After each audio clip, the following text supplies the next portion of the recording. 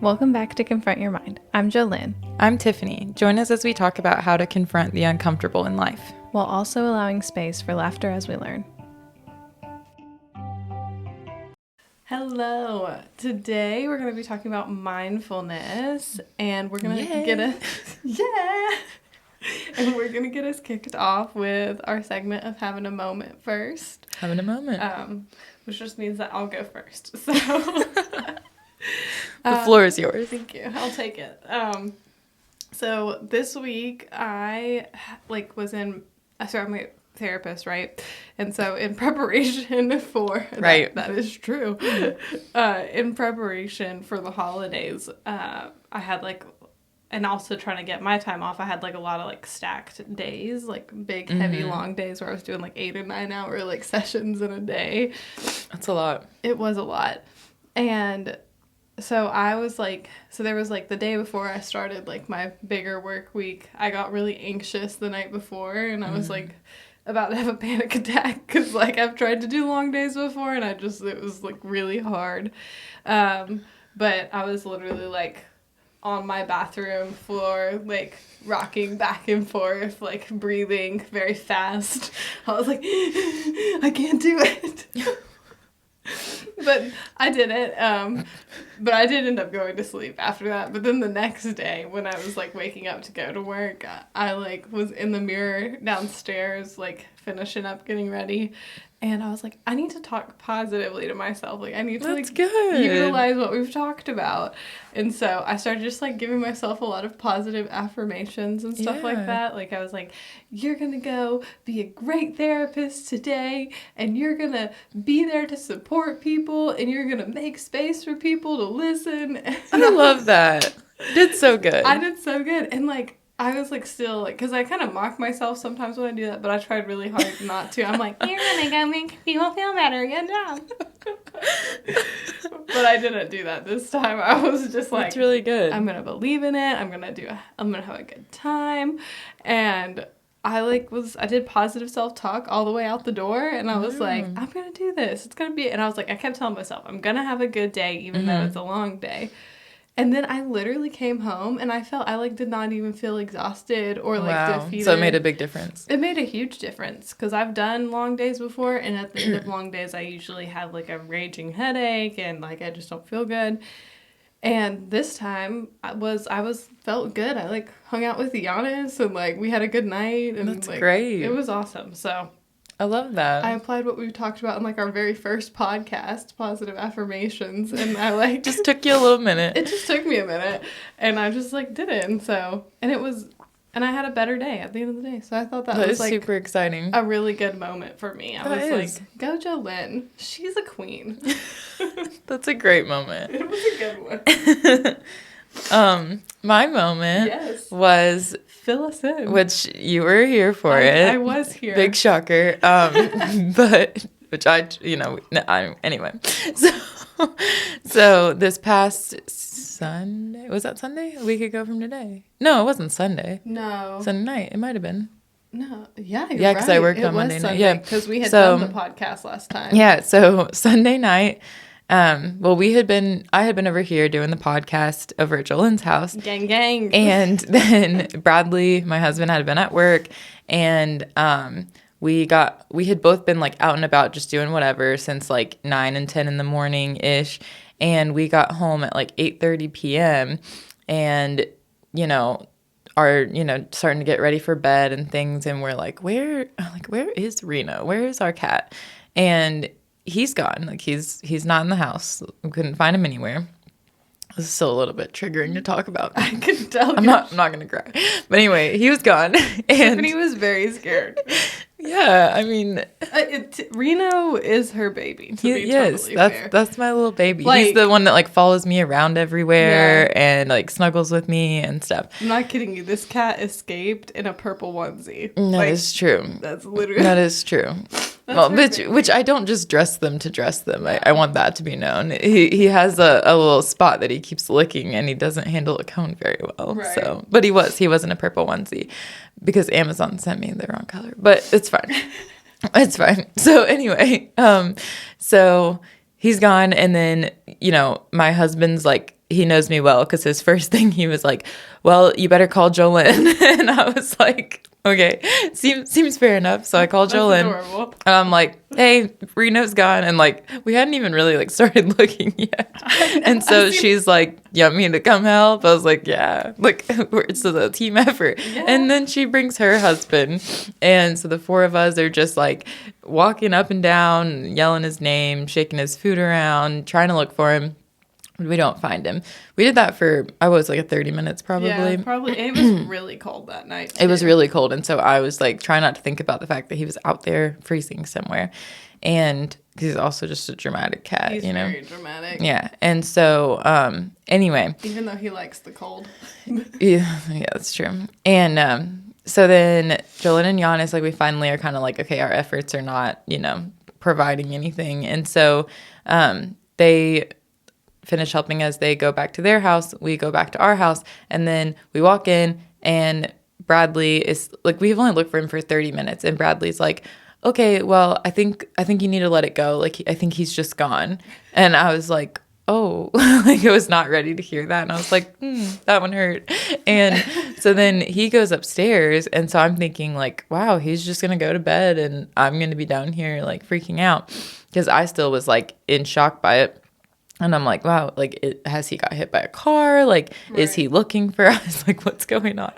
And where's Reno? And so, anyway, like 2 seconds later, he comes back downstairs with his like big sleeping bag. And he's like, I'm sleeping on the front porch. And so it was actually like I was mad because I thought that he was just, over it. And he actually was like preparing to like gear up and sleep on the front porch. And he did. And Reno ended up walking onto his little pillow at like 12 o'clock, like 11:30 or 12 after he had been out there for a couple hours. And he just walked up like so casually, like, hello, I'm back.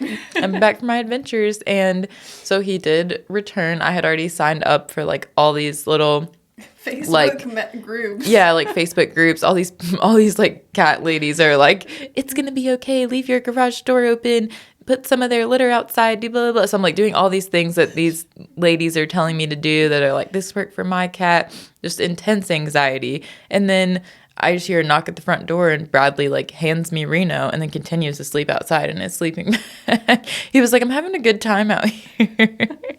But it was an experience. But that's hilarious. I didn't know he continued to sleep outside. Yeah, for like another like hour or so. And then I was like, okay, you need to come inside. Like, dude. But anyway, it ended up being a great experience because he did return. And yes. If your cat's gone for 12 or 14 hours, don't lose hope. He might come back. So they always come home. I was trying to tell Tiffany that when we were searching and she was like, she was not listening. I wasn't in the right headspace for that. I was like, no, he probably is dead. And Bradley and Tiffany were like, he's gone. He's gone. And me and Giannis were like, cats usually come back home. And they were like, no, it's over. Which Jolene has had cats like her whole life. So she should know more than she does know more than me. But I was just not in that place. But and that's okay. But it was a good moment because he came home and it was a good story. And it really made me laugh because I asked Tiffany how like they found him because she's like, oh, Reno's home. And I was like, how did you find him? And she was like, yeah, Bradley's sleeping out on the porch with a pillow. And I was like, what? He's crazy. He is crazy. He's a dedicated cat dad. He is. Yeah. You know how many people have commented on my like little post on the Lesson Found Facebook page? No. They're like, Cat Dad of the Year award. And so I've been sending them to Bradley and like hyping him up as a cat dad. And he's so proud of himself. He probably is like printing them off and like putting them in his wallet. And he's like, yes, I really needed this. It was good. It was good stuff. Good. Okay. Yeah. So we had some good moments. Good moments this week. Nice. So we're going to go ahead and get into mindfulness. Yeah. And we're going to start today's podcast with the definition of mindfulness, or today's topic with the definition of mindfulness. So what I found, according to American Psychological Association, is that mindfulness is awareness of one's internal state and surroundings. But I also like to think of it as just being fully present. I often use the phrase to keep your mind where your feet are, because to me, that's what mindfulness is. It's just being very present in the moment that you're in and not getting up in your head and like going like 5 years in the future, because I speak from experience. But what about you, Tiffany? So I was doing research for this topic, I was like, I've read a book about this. What book is it? And I finally found it on my bookshelf. It's called You Are Here. And I'm not going to try to pronounce the full name, but the author's last name is H-A-N-H, like Han. I don't know. H-A-N-H, Han. I think so. I'm probably butchering that. But yeah. Maybe we're not. Well, that's why I'm not saying the rest of the name, because there's 3 names and I can't, but Han is his last name. But anyway, it's called You Are Here. And it was a really good book on mindfulness. There were some really good stuff, in it. And part of I'm just going to read one of the quotes from it. So it was talking about, like, that section was called, like, unity of mind and body. And it says, in our daily life, we lose ourselves all the time. The body is here, but the mind is somewhere else, in the past, in the future, carried away by anger, jealousy, fear, and so on. The mind is not really present with the body. We are not really here. To be truly here, we have to bring the body back to the mind and the mind back to the body. And wow. What was that?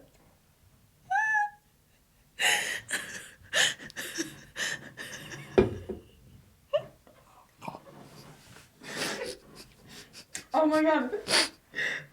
Was that like... I have a snot all over my face.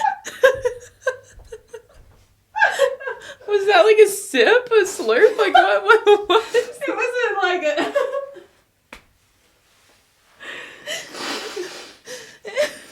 Oh, it was so It nasty. scared me a little bit.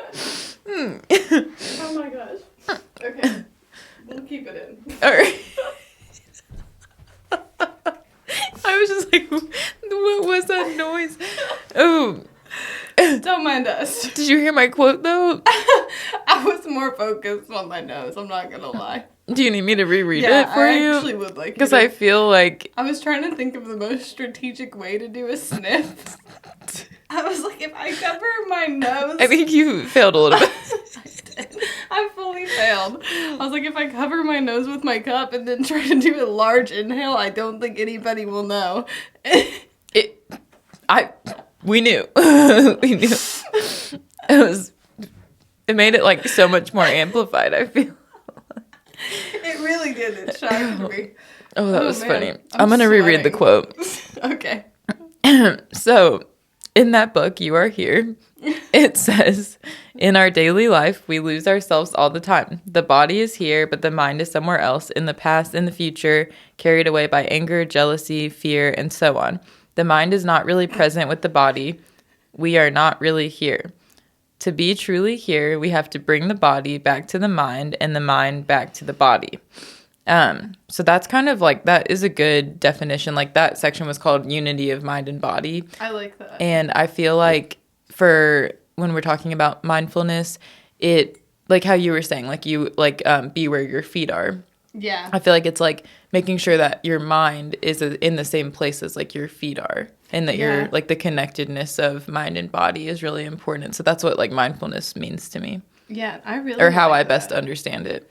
Yeah, I think that's a really good definition of it. I really like that book quote, and it makes me want to read the book actually. Yeah. Because that seems really good. Yeah. Well, it's exactly that kind of like unity. I like the word unity between your mind and body, because a lot of the times when I'm talking with clients or with people, I tell them like there's usually, for most people, there's a huge disconnect between your mind and your body. And so when we're mindful, we bring our mind into our body, or like I usually do this, and like we overlap them and let them work together. So. Yeah, that's cool. Yeah. So what's some of the purposes and benefits of mindfulness? So like, I really love this part of it because I think that there's a lot of benefits, but I think the purpose depends on you and like what your needs are for mindfulness. Because I've read a lot of like research on it, and there's a lot of like many scientific like peer-reviewed articles that are like you should you should be mindful or meditate for like 5 minutes a day or 8 minutes a day or whatever. And like even in a lot of like TED Talks I've listened to, there's a TED Talk by Shana Shapiro, and there's a TED Talk by Yanji Minger Ripinosh. I'm probably butchering that, but I think that's how you say it. He's a practicing I feel like that was pretty good. Buddhist. Thank you. I did practice last night when I was typing the notes. I was like, ooh, I hope I get that right. But like, and so Shapiro, she says you should practice like 8 minutes a day, and then Ripinosh says that you should just practice. And then I recently did a training for pain management, and they talked about needing to do for like people with chronic pain, and they suggest 20 minutes per day. And that's a lot, I think. But I think that is a lot. The overall goal is to just like get in some mindfulness. But I think really the reason we try to be mindful is because there are so many benefits to our health. Like it is proven over and over again that when we connect our mind and our body and we're able to be fully present, like we were saying, like where we're united and like where our head is where our feet are, our mind is where our feet are, then there's more benefits to your mental health. There's more benefits to your ability to stay focused, the ability to stay positive. It gives you control over your mind, control over your thoughts. So I just want to interrupt real quick. Yeah, absolutely. So with the your chronic pain training, were they saying, I'm just interested, were they saying that it helps with chronic pain? Yeah. Like meditate or like mindfulness or meditation? Yeah. So it's the it's what's it called? Empowered Relief. It's by Stanford Medical, like Stanford That's cool. Med. Yeah, it was actually really good training. But basically it uses the techniques we learned in like cognitive behavioral therapy and like couple it with like meditation and mindfulness. And they say like that's probably one of the best practices for chronic pain relief. Wow. Because like steroid shots only last so long. Medication, lots of pain medication is medication that is very dangerous, or like you build up a tolerance and then have to like wean off and then build back up a tolerance and stuff like that, and which is also dangerous. Like obviously with the right healthcare provider or physician, you can do that in a safe way, but I think ultimately though you want to be able to have some control over your pain management on your own. And in the studies with Empowered Relief, they found that if you do like a breathing exercise, it's like a 20-minute guided breathing exercise, which we'll get into later. She does like it's binaural stimulation. So it's like, I think I'm saying it right, binaural stimulation. So yeah, so it's audio stimulation on both sides of your ears. So it's going like kind of like if someone was like doing like like that. Yeah. And then it's like has like a guided breathing meditation with it. And so you just listen to that for 20 minutes and supposedly, or the research points to that, people report like, I think like an 80% like significance and decrease in like pain or ability to control pain. So it's just something that you have to practice consistently, but it does help on like big, like bad pain days, or like even like on good pain days. It helps you just manage that pain a little bit better. Because it just gives you the tools to like get into your body, like talk to your body and not be overwhelmed by your body, if that makes sense. Yeah. But that was, it was a really cool. Good training. But like, I mean, that's like kind of the point of like mindfulness, and why we wanted to talk about it is because there are so many huge benefits to it. Yeah. You know, there's like it increases resilience to stress. I think that's probably the one I found the most like when I researched it. And I mean, I knew that, but like I also, it was kind of comforting too to see it again. When you practice mindfulness, it increases your resiliency. It also improves focus, which I mentioned earlier, and overall health. I think most people that have the ability to be mindful and practice mindfulness are healthier people in general because they're more connected to themselves. Yeah. So. Yeah. And I think too, I mean, mindfulness is, a lot of it is about, like we've repeated, like it's about living in the present moment. And a lot of times I think that, or I know that we live in the past and we obsess over the past or the future. And I feel like some people like tend to swing one way or the other a little bit more. Like they think about the past and obsess over the past and what they could have done differently, and that's like more in the realm of regret and obsession over like what could have been, you know. Yeah. And then the future too, like, you know, just worrying so much and stressing about the future.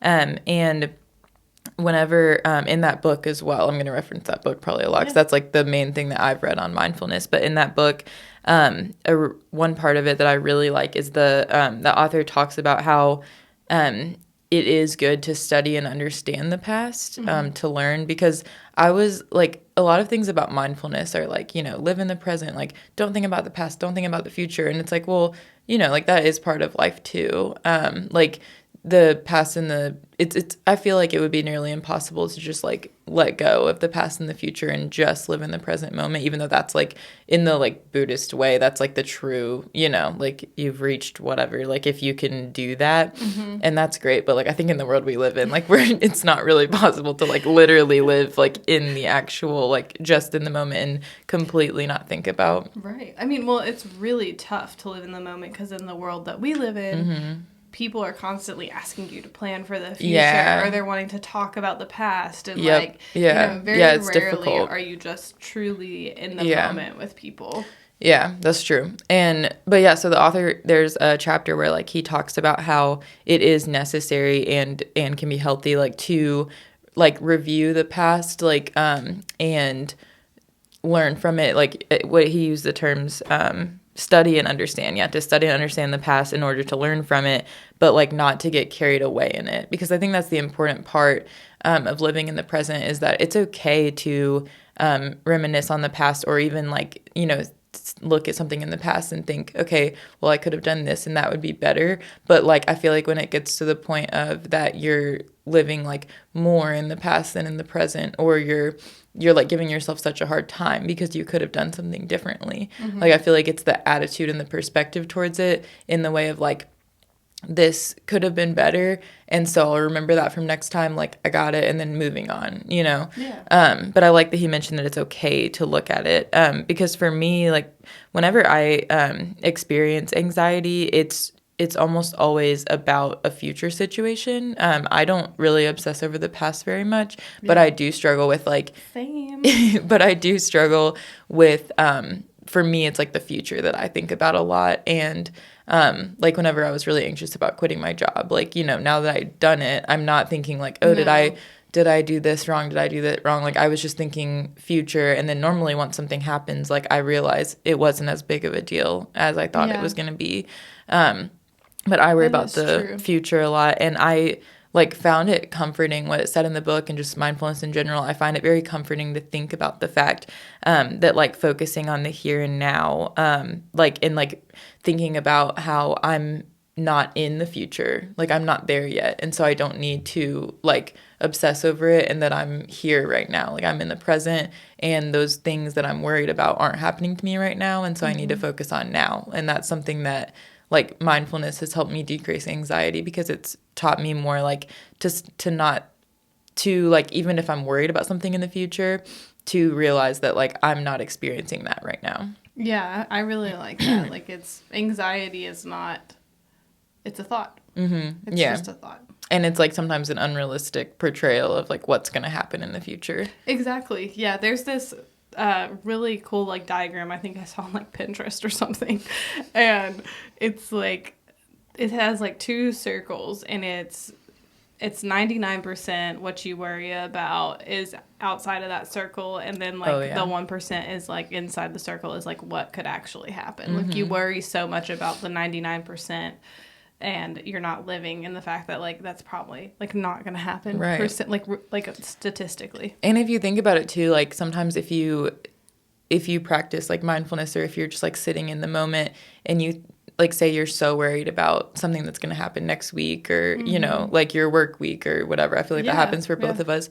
Like sometimes it's really comforting to just like sit in the moment and think like, right now, is anything going wrong, you know? And if it's not, like I can relax my body, I can relax my mind, and I don't have to like you know, I don't have to put myself in that where I'm not right now, like into the future. Because that's what you're doing. You're like putting yourself somewhere that you're not. And it's like not even happening. I think I have a really good example of that because before that night, I think it was before that night, me and Giannis, the day before that, I was also getting a little anxious about it, and I could tell because I could just feel it in my body. I can feel my anxiety in my body very much, and I could just feel it.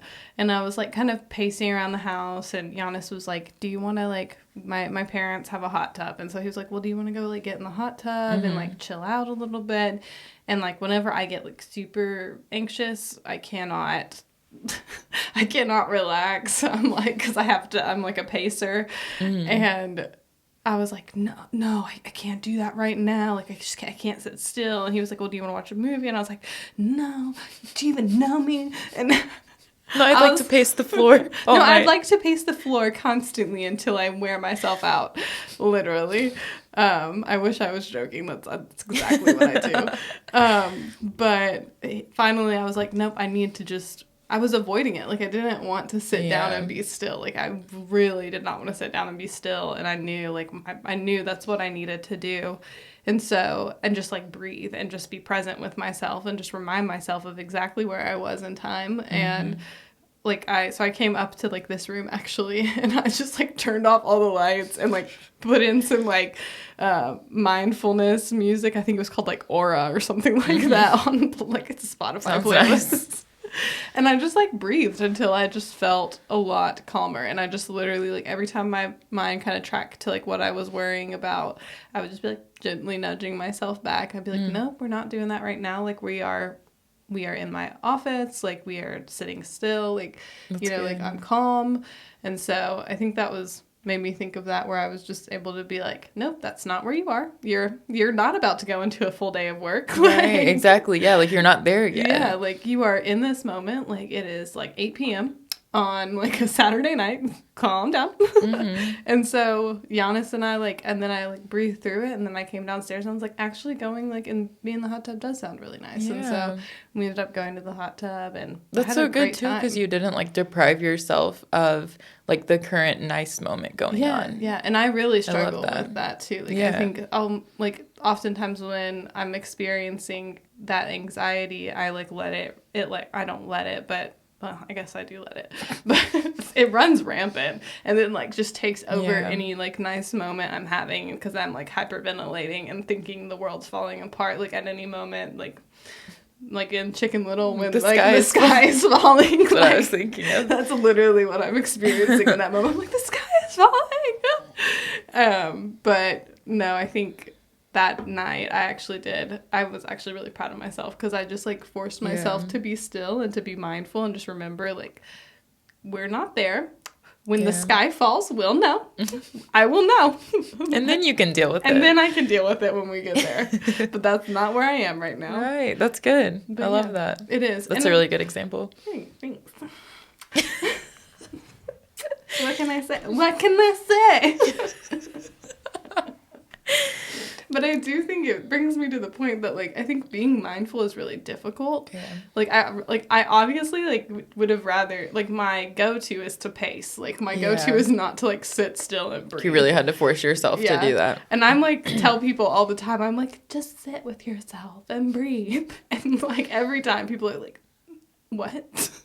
That's the last thing you want to do. Especially if you've never done it too. Yeah. Whenever you first start implementing it, it's really hard. It's so hard.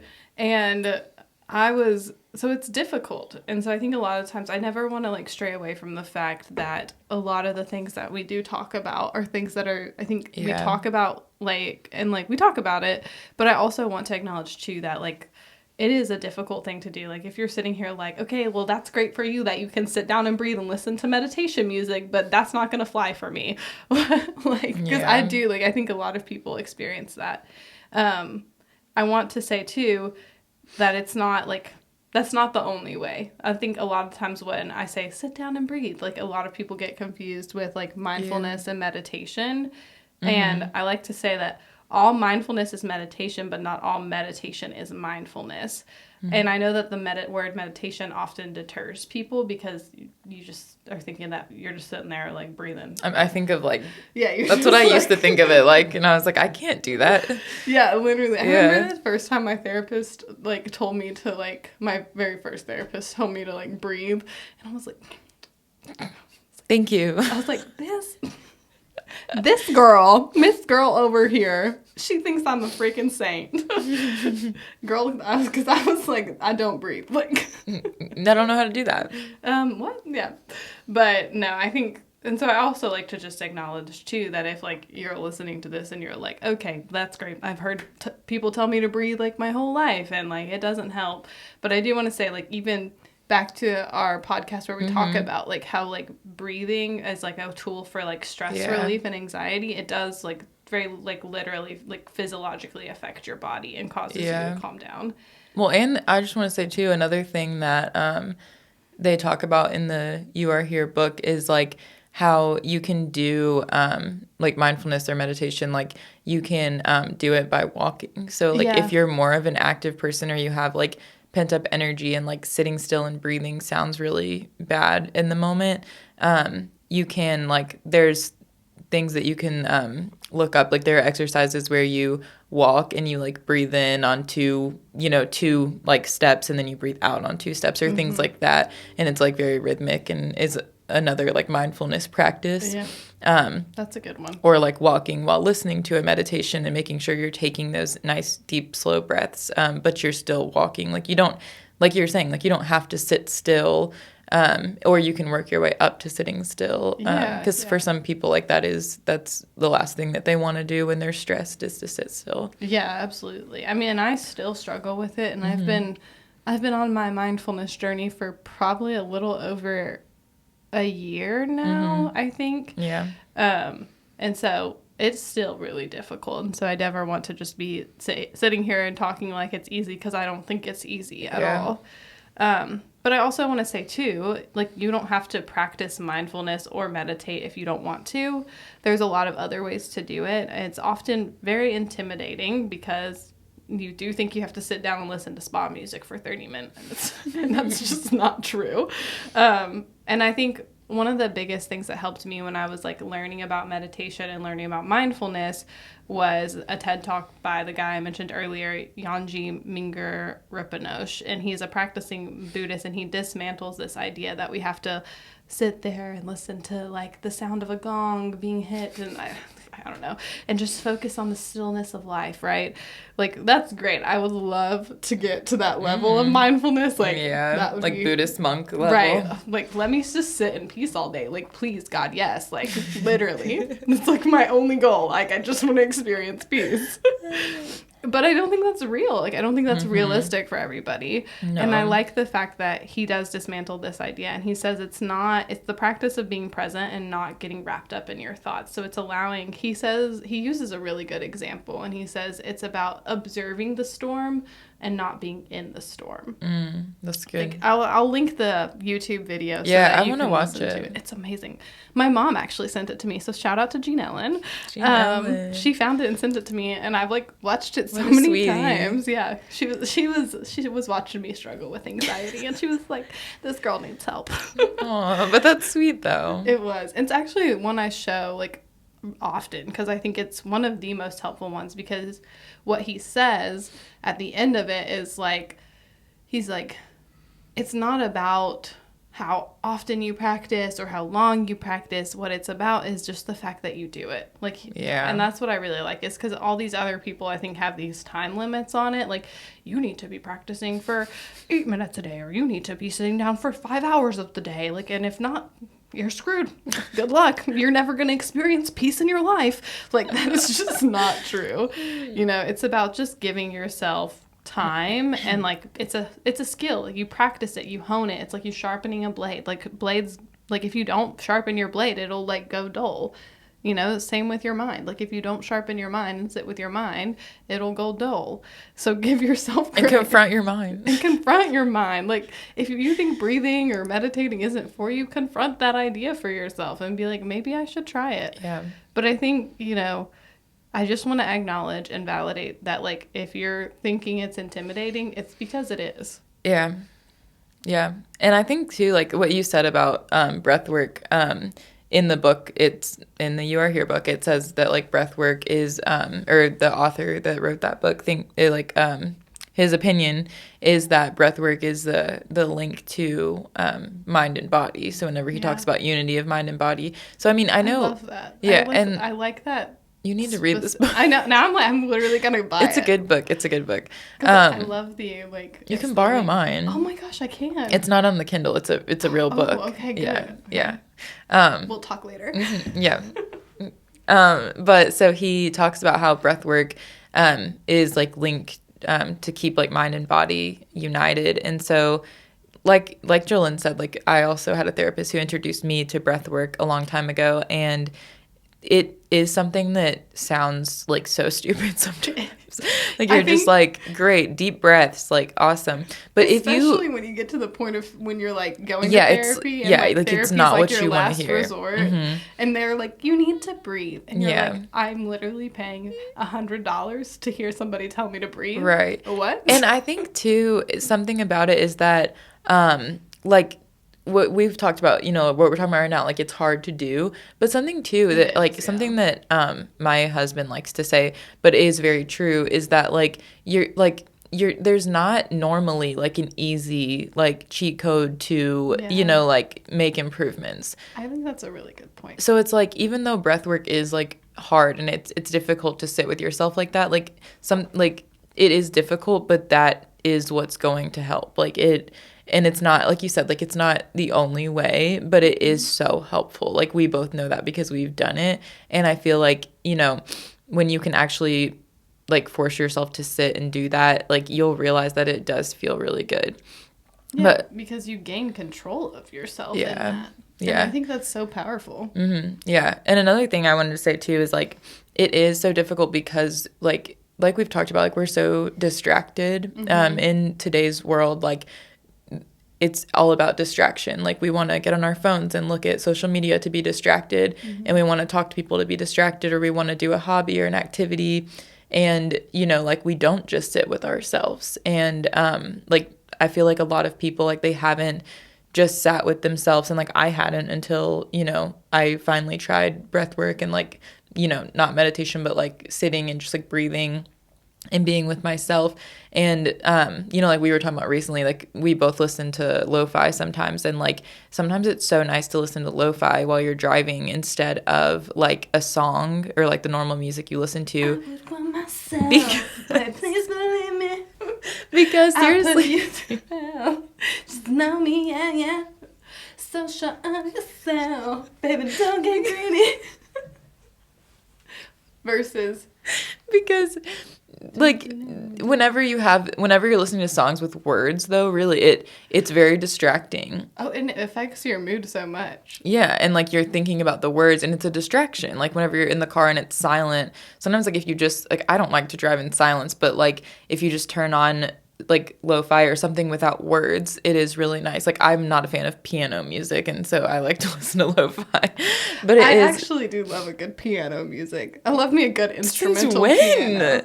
Girl, I used to listen to that to go to sleep. Wow. Yeah. Well, bring it back. You should bring it back. I want to come into your house and hear piano music when I walk in. Yeah.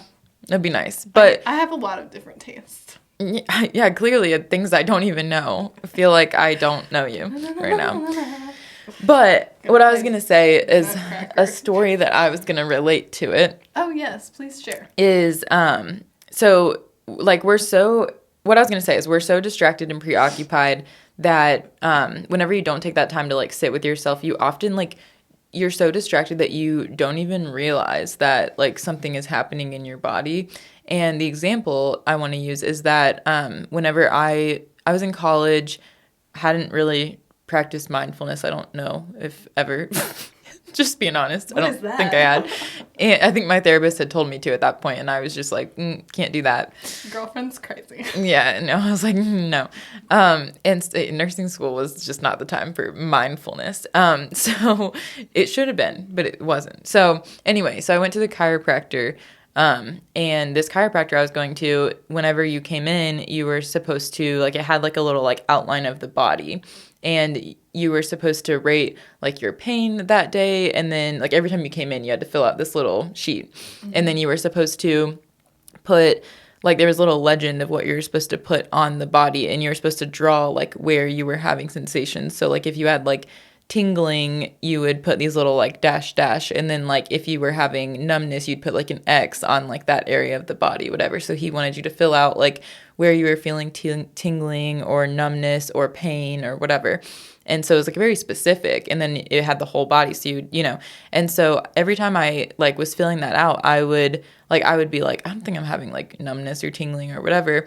And then I would like just sit there and like really think about it. And whenever I was like checking with my body, I was like, yeah, like my like right arm is like numb and tingly. And it's just crazy because like I literally had been that way, and we talked about it, and he was like, oh, okay, yeah, like that makes sense because like this little nerve bundle, blah, blah, blah, would talk about it. And he would be like, yeah. And then he would do some adjustment, and like I would get feeling back in my right arm.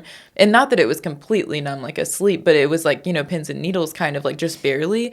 But it was just something that like I hadn't noticed. Right. And like my arm being tingly and numb, and I just didn't even notice it because I was so distracted and I never had paid attention. Mm-hmm. And there was some podcast I was listening to recently that makes me think of that too, because I can't remember what podcast it was, but the guy was saying, like, when's the last time that you thought about your, like, pinky toe on your right foot? Oh, yeah. Right? I know which podcast you're talking about. Did we both listen to that? Yeah, that was that one that you sent me with that holistic doctor. Yes. In it, from Just Ingredients. I can't remember the doctor's name, but... He was talking about, like, body scanning and how help... Yes, because we talked about this. But it was so interesting because that's what it makes me think about is, like, I was kind of doing a body scan at the chiropractor being like, okay, where do I have tingling? And, like, only in that moment did I actually like feel the tingling. And I feel like that reminds me of you saying the chronic pain thing, because it's like, it's really cool because our minds are so powerful. And if you tell your brain like, hey, like right here is hurting and you didn't even know that, you know, It's like just taking the time to slow down and do a body scan and like check in with yourself is so powerful in being present, because you're connecting your body and like telling your brain like, hey, like my fingers over here are kind of tingly and numb and my toe kind of hurts, like, and it's just, it makes you feel so much more connected to your body. But I just think it's wild that like you don't, like you're so distracted that you don't even know those things. Yeah, it's insane. So body scanning can be a good thing too. Like whenever you lay down to go to bed, you can do a body scan and be like, what sensations am I noticing? And that's kind of like the whole, what is it, like grounding, I guess. Grounding, like whenever I like have a panic attack in therapy, my therapist, like, she'll do grounding skills, and so she'll, you know, tell me to like what is it, she'll tell me to list like 3 things I can see, and then like she'll be like, what are some things you can like smell, or what are some things you can like feel, like, you know, your jeans or something like that. And it's kind of like that too, like whenever you're like focusing your mind on your body and body scanning and being like, what sensations do I feel? Like, do I feel cold? Do I feel warm? Do I feel like wind? Like, what do I feel? And it is just like a powerful tool to make you more connected to your body. Yeah. But that's what I think about when I think about how difficult it is like, it's just wild that we don't even feel, like we distract ourselves so much that we don't feel sensation in our body. Right. And even like right now, like you can practice it and do like a little test run with yourself is you can like just right now, I would encourage you to check in with your right knee and then check in with your left elbow and just really just be like, oh, how's my right knee feeling today? Mine feels a little sore, even though it's 8:30 a.m. Like, I don't know why it's sore at 8:30 a.m. But, you know, like, or your pinky toe, like Tiffany said. So, like, literally, like, if you just, like, bring attention to this part of your body, I don't know the last time, like, I checked in on some of these parts of my body, but just, like, really, like, honing in on your body. Because I think, does he talk about doing, like, a full body scan every day? Like, he said it takes, like, 3 minutes or something crazy. Like, he says to do it when you're getting in the shower. Oh, yeah. Because he says people always say they never have enough time. And he's like, well, if you're in the shower, you probably have time. Yeah, like even when you're like washing your body, like you could think like whenever you wash each part of your body, like how does my hand feel today? You know, like, and I don't know. I just feel like I want to start doing that because I forgot about it until now. But I want to start doing that because it really, I don't know. It's so cool. Yeah, it's really great. I know I do a lot of like body scans with breath work whenever I'm working with my clients. And I've always, every time I've done like a breath work body scan, I would say like most of the time, because I don't believe in always and nevers, cognitive distortions, but I do think that most of the people that I do them with, most all of them will be like, wow, I feel so much better now. And I'm like, yeah, it's like, because I'm like, it's probably been a hot minute since you were really in your body and connected to your body. And same thing with I guess it is body scan, but like the what is it called, progressive muscle relaxation? Oh yeah, progressive. It's kind of another way of body scanning, but and progressive muscle relaxation is where it's very similar to body scan, but it's where you tighten a group of muscles, and then as you exhale, you release it, and so your body feels literally the tension and then the release of it, and so you can get that enjoyment from the release of it. Yeah, and that's what the those like TikTok videos or whatever. Whenever it's like release your tongue from the top of your mouth, unclench your jaw, relax your shoulders, and like normally like all three of those things, like I'm like sitting here like this, and then I'm like, oh wow, and it just, you don't notice that you're like holding your, like that's what something I do is like I tend to like hold my shoulders like at like I just like suspend them, like I hold them, and it's just like why am I doing that, and it feels good to let go. What's wrong? What's going on? I always like clench my jaw. I'm always like. Yeah, huge jaw clencher. But it's important. And I think talking about it too, how do we utilize it, right? Like what, like as we're talking about it, like we're like, oh, that's great and all, but like, how do we actually put it into practice? And I think it is about practice, and it's about grace. I think believing in yourself and taking time to be still with yourself, although it's scary. But start out by noticing your surroundings and pointing them out to yourself. Like, start small and don't put yourself down for starting small, right? Like, because in the beginning, when I was talking about my moment, usually when I like give myself positive affirmations, I mock myself, and that's not healthy. Like, it's not healthy, because I'm putting myself down for like trying to make feel better. So lift yourself up for trying something new, and just like make space for the new, make space for the time, and like don't try to overdo it, like I know for me too, I'm often an all or nothing kind of person. I'm like, I'm gonna sit down and be with myself for 20 minutes every single day for the rest of the year, and like girlfriend will fall off that wagon so fast, so fast. But if I just like go slow with myself, and like every time I do sit down with myself for even a minute, and I'm like, wow, Jolene, you did so good. Like, I'm so proud of you for making time for like just some breathing.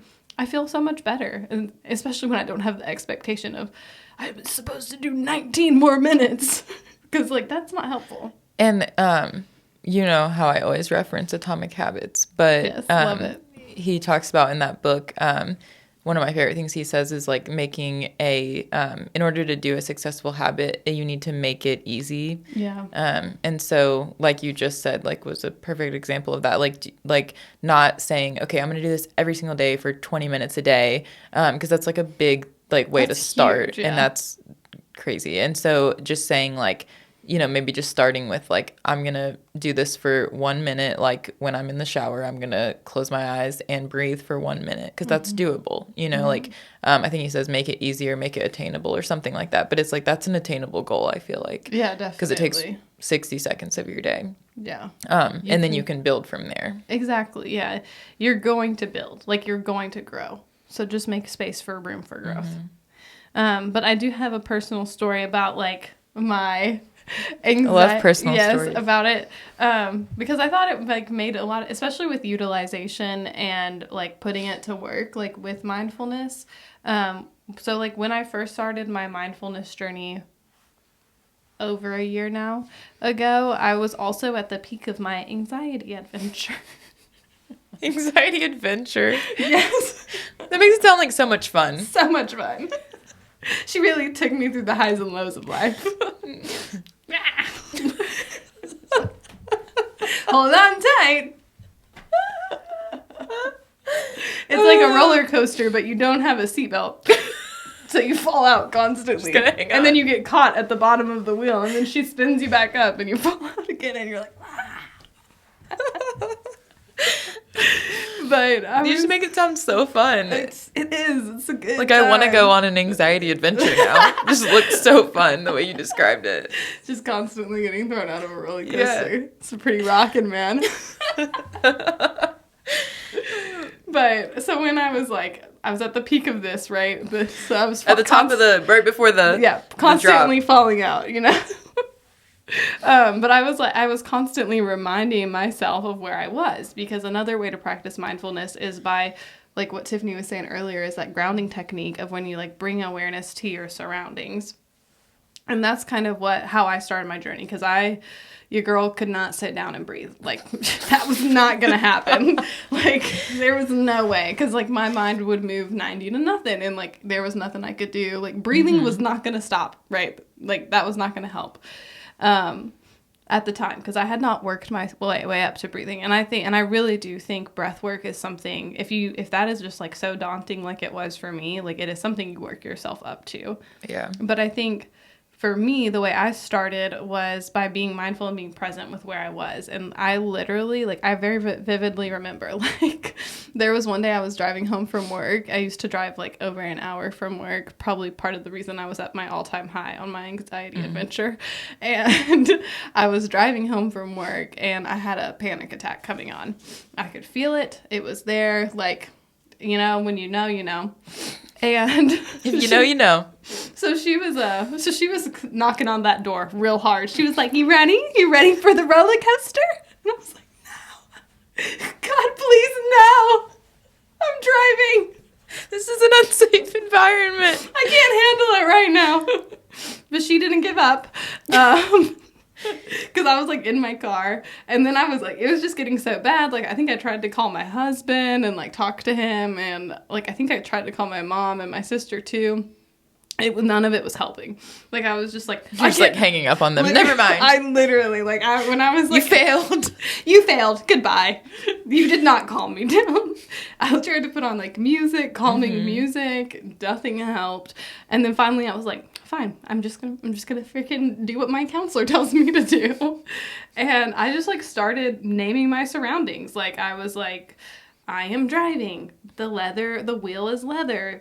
The car seat is plaid. I'm driving and it's raining outside, and the windshield wipers are moving back and forth, and the road is kind of slick, and it looks like it's reflecting a little bit, and my car is warm, and my car is red, and there's a white car in front of me. Like, literally, like, just like as many things as you can. Yeah, just, like, processing. Like, if I were to do it right now, I'd be like, there's a green couch, and there's moving trucks and stuff in the interstate behind the couch, and the walls are white, and we have blankets tacked to the ceiling, tacked to the walls, right? And, like, I would just describe my surroundings just to completely, because verbally, and I had to do it out loud because I just didn't have the strength mentally to do it in my head without getting caught up in, like, the anxiety adventure going on in my head.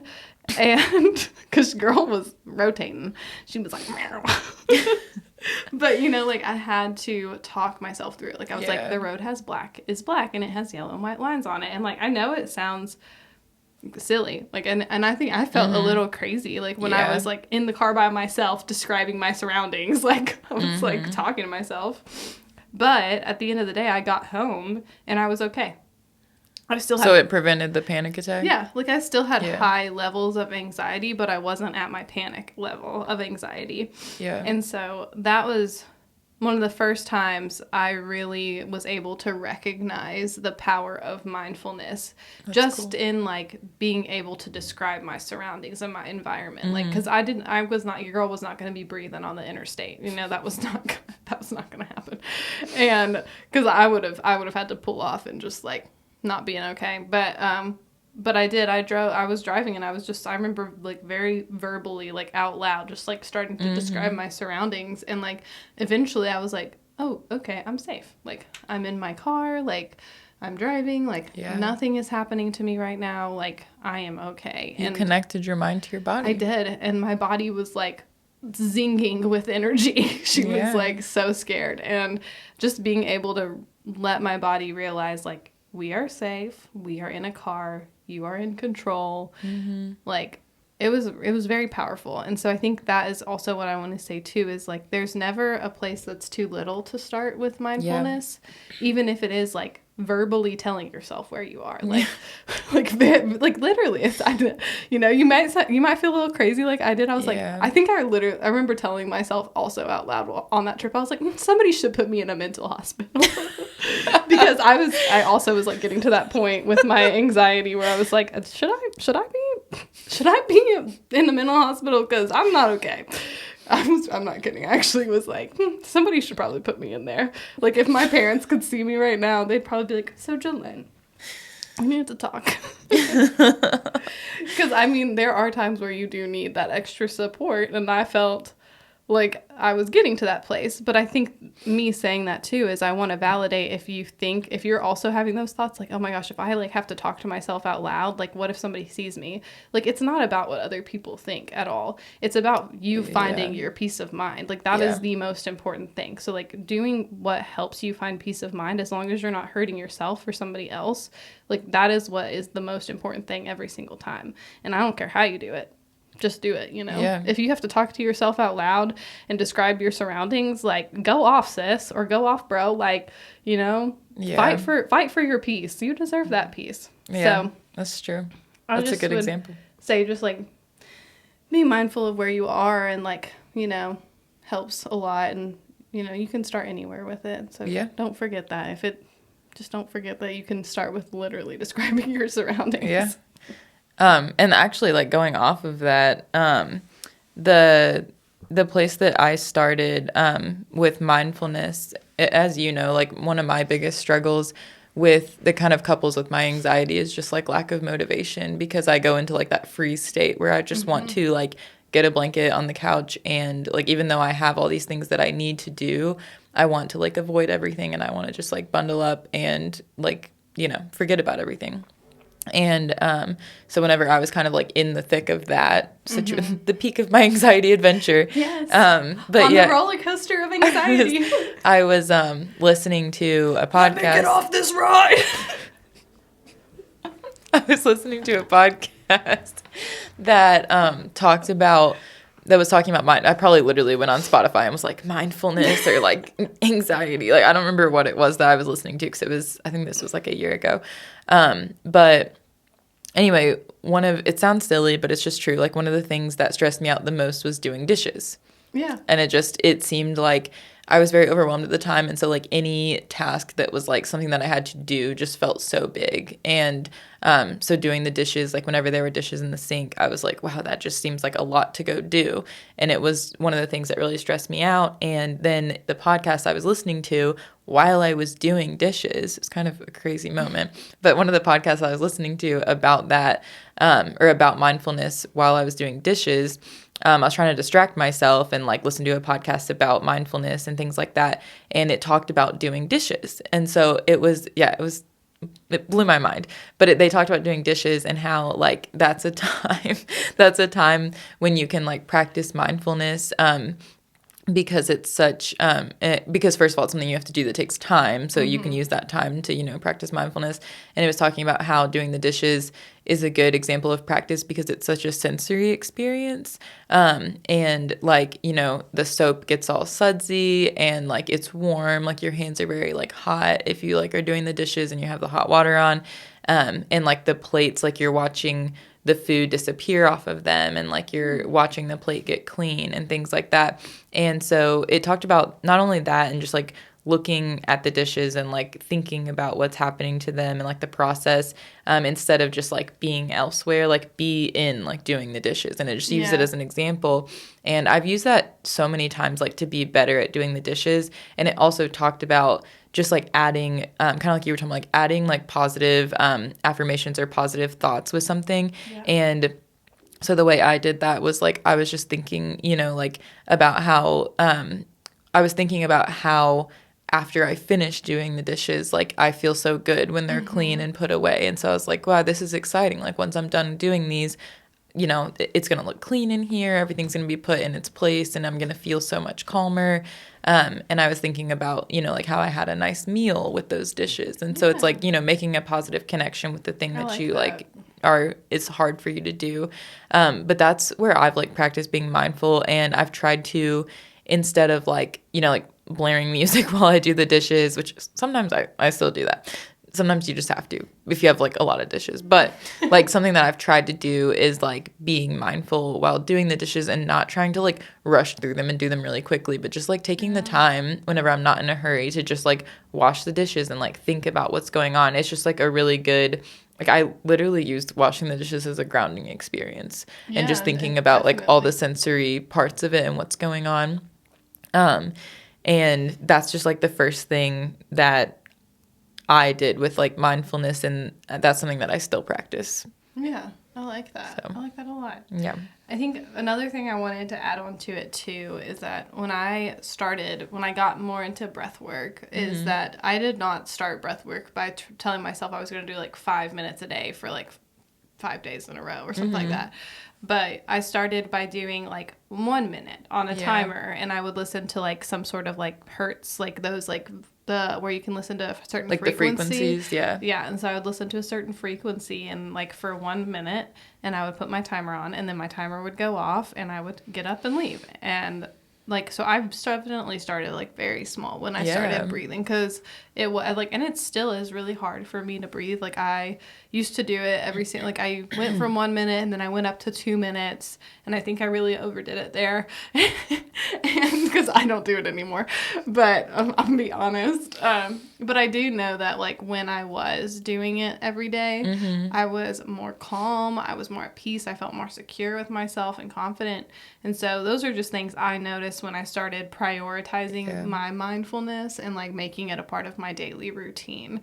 And like you were saying too, I think being fully present in the tasks that you're doing, like I know for like I would make my morning routine a very mindful routine. Like I'd be into brushing my teeth, and like that was it. Like I would focus on the way the brush felt in my mouth and like stuff like that. So I definitely say too, like when you're working your way up, like towards like maybe if you ever want to get into breath work, like you can definitely, like I just started with 1 minute, so it's okay to start anywhere. Yeah.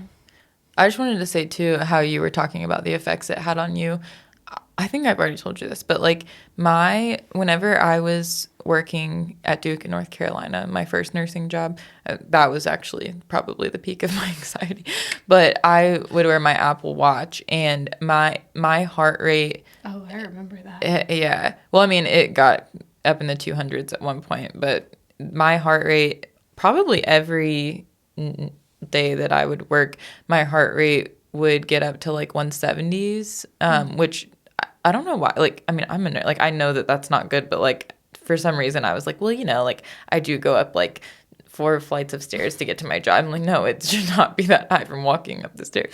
Like I wasn't running the stairs, but anyway, it would get that high like often, like at least once a shift at work. Or even on my way in, it would get the highest on my way in, which is like says a lot. But anyway, so through it went down to where like then my highest would be like about a year ago, even like my highest would be like 130 or 140 throughout the day. And then after implementing like especially breath work, my like resting heart, or my heart rate in general, even when I was up walking, my heart rate like for my little day on the Apple Watch would like only go up to like 104 or something like that for the whole day, even whenever I was like busy at work and stuff.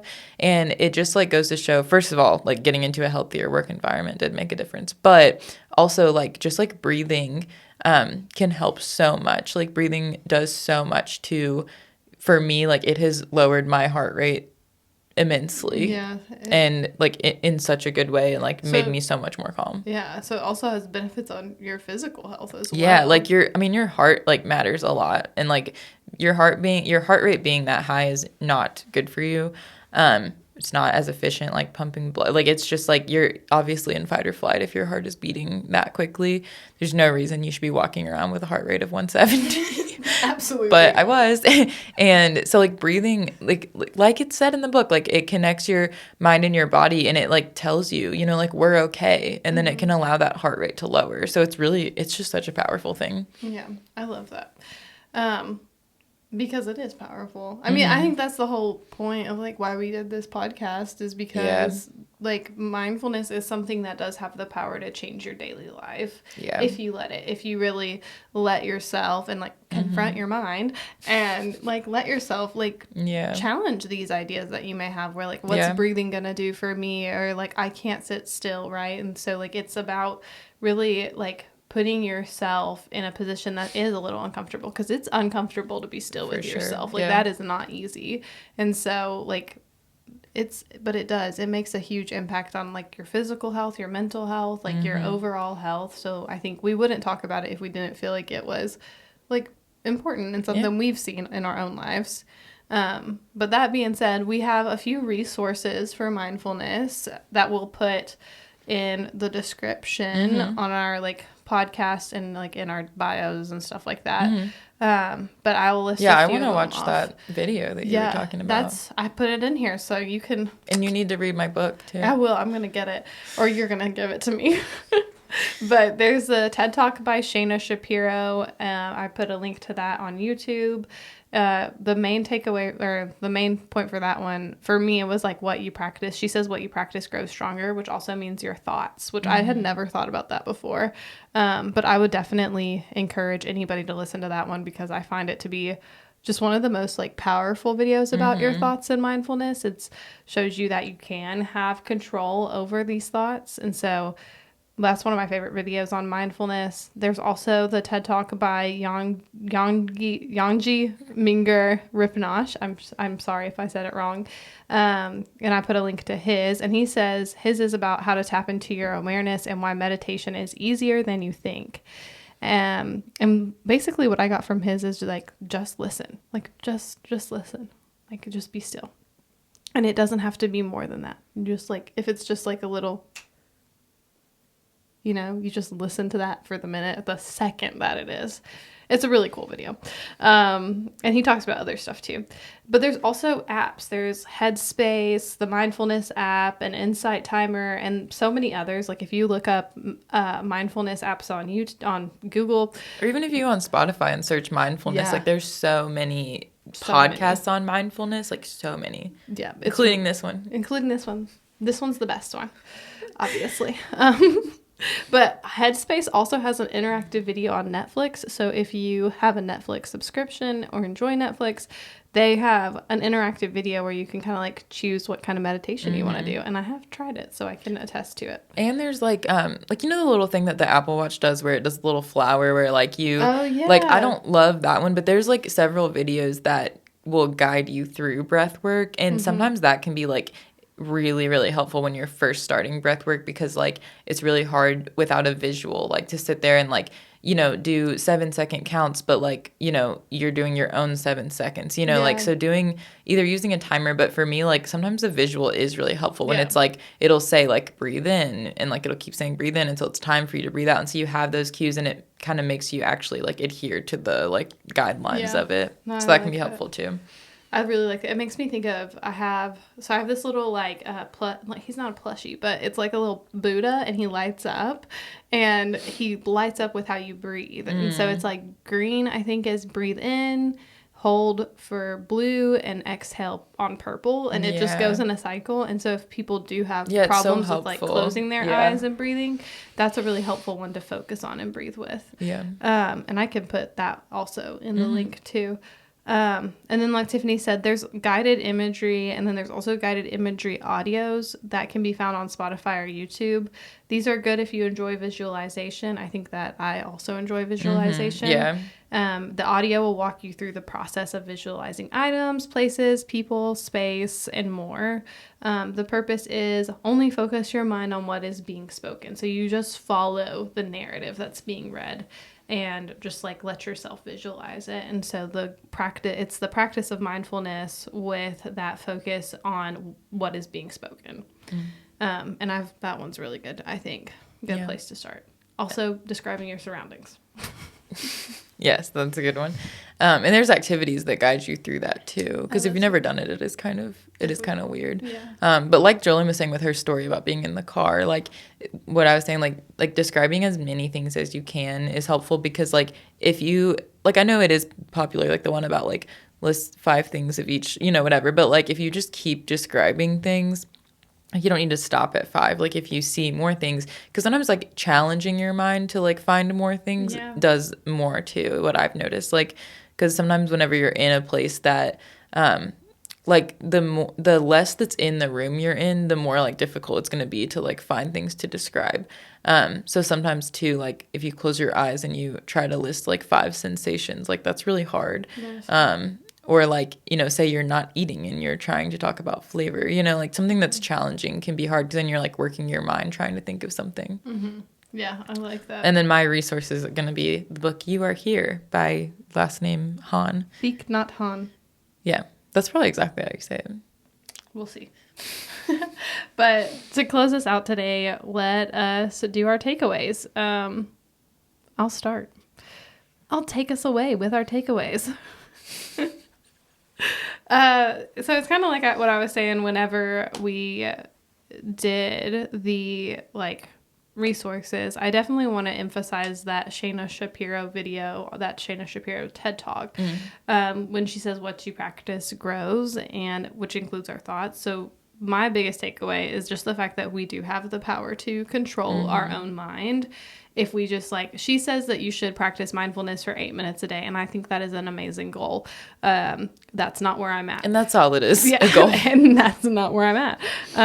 But I'm just thankful because what I think of is when I hear that is that I used to feel so powerless to my anxiety and my thoughts. And I just felt like it always like consumed me and overwhelmed me and I could not get past it.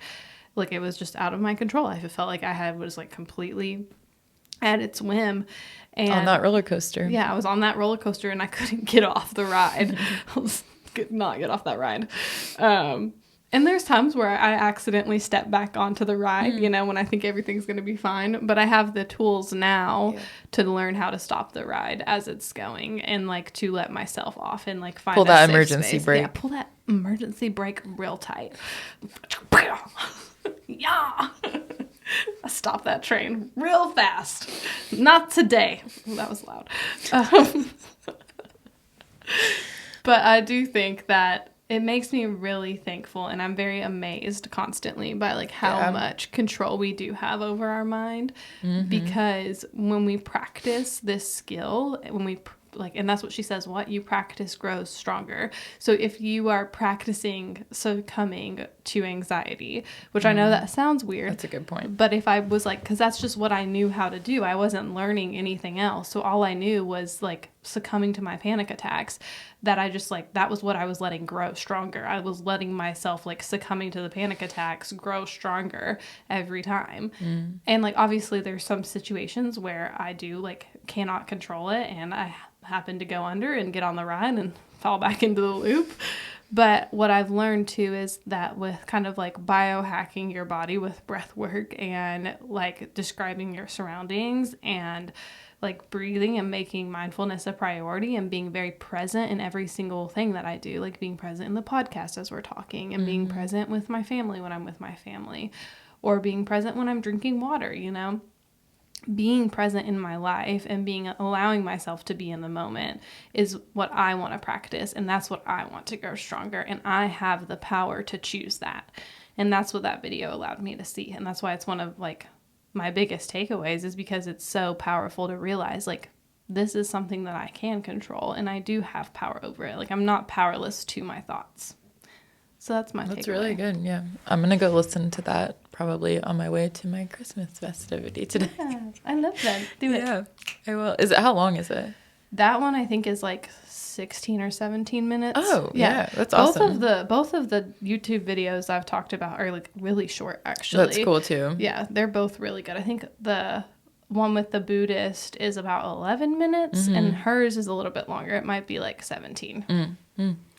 Well, my main takeaway is that like whenever we practice mindfulness, you have to slow down. Everything we've talked about today kind of does require like at least a pause and a minute of slowing down. Even if, like we said, even if you just do it for 1 minute, it's still like slowing down your mind for that 1 minute. And I feel like slowing down our mind and our thought process helps so much with anxiety, and checking in with yourself and like we talked about the body scanning, like just like asking yourself, like, am I connected at all with my body right now? And like, in what ways can I connect just a little bit more? Like, obviously, like we said, like, it's a goal to be completely like united mind and body, but like just stepping towards that goal is a lot of progress. And so even if you can connect with like part of your body or connect a little bit more to your body, like that's a step in the right direction. And so if you can just take a minute to slow down enough just to think, like I said before, like if all that happens is that you unclench your jaw, like that's a big step. Yeah, absolutely. And that's something too, like sometimes like I'll just, like I focused on that for a long while recently because I was like clenching my jaw a lot and I can feel it because it would make my jaw sore. And so like I just focused on that one thing for a while. Like if you hold your shoulders really tensely or, you know, anything like that, you can even just take one thing and like check in with your body and, you know, ask yourself, am I clenching my jaw right now? I am. So I'm going to release it. And that's at least slowing down enough to notice something in your body that you can, you know, fix. If you, like, I guess that's a good way of saying, I don't know, not fix, but, you know, like work on. Maintain. Yeah. Or manage. Yeah. But just, like asking yourself, like, am I even realizing the way that I'm holding my body?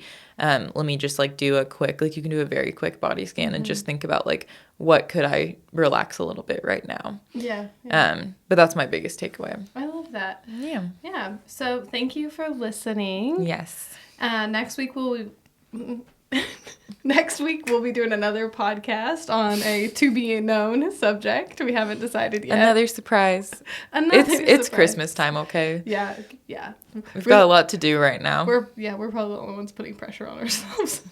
I'm like looking at the time because I've got to be somewhere in like an hour. But yes, so next week we'll be doing another podcast. If you liked this podcast, give it a share and follow us on social media and subscribe on all our streaming platforms. We would really love and appreciate the support. Yeah, and follow us on Spotify, on YouTube, all that sort of stuff. Subscribe, follow.